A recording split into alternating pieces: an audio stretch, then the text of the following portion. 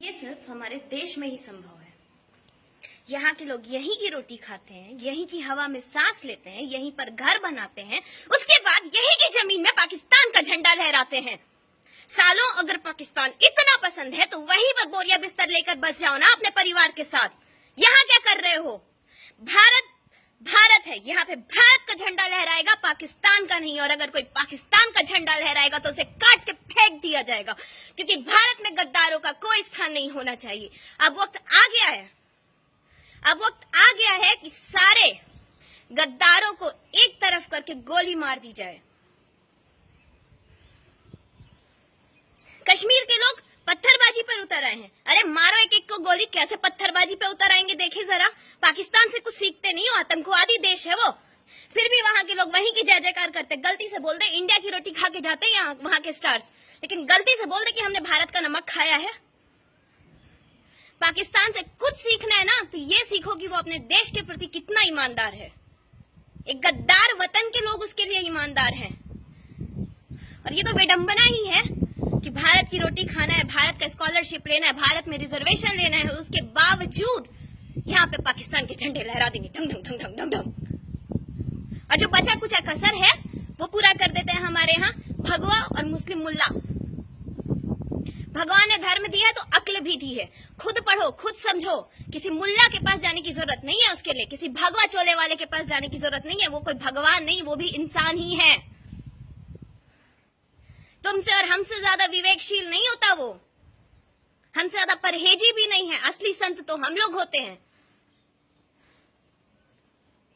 25 सैनिक शहीद हो जाते हैं, उरी हमले का दर्द हटा नहीं।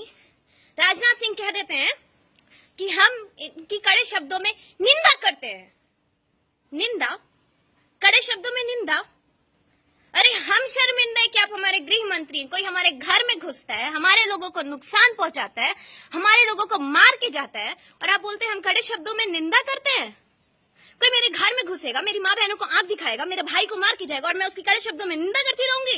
लोगों से गुहार लगाऊंगी कि उसको आतंकवादी, उसको गलत साबित करो। घर में घुस के मारेंगे नहीं उनको, पूरे भारत को खत्म करने का वेट करेंगे।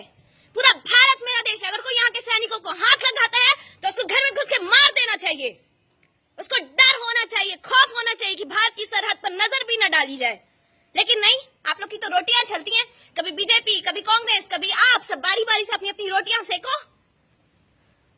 टैक्सेस इंक्रीज करो, सुविधाएं इंक्रीज नहीं होने वाली हैं। क्यों होंगी? कौन नियम का पालन करेगा? जो नियम खुद तोड़ता है वो। 2-4 लोगों के बोल देने से कुछ नहीं होता। मोदी जी ने लिखा है हम प्राउड फील करते हैं अपने सैनिकों पर। प्राउड की क्या पुंगी बजाएं? ये वक्त अब बदल चुका है।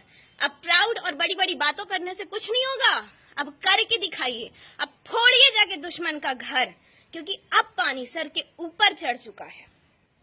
अब अगर नहीं किया ना तो समझो बहुत देर हो जाएगी। आज का युवा पढ़ा लिखा है सर, बिजली, पानी और रोटी के नाम पे खुश नहीं होने वाला है।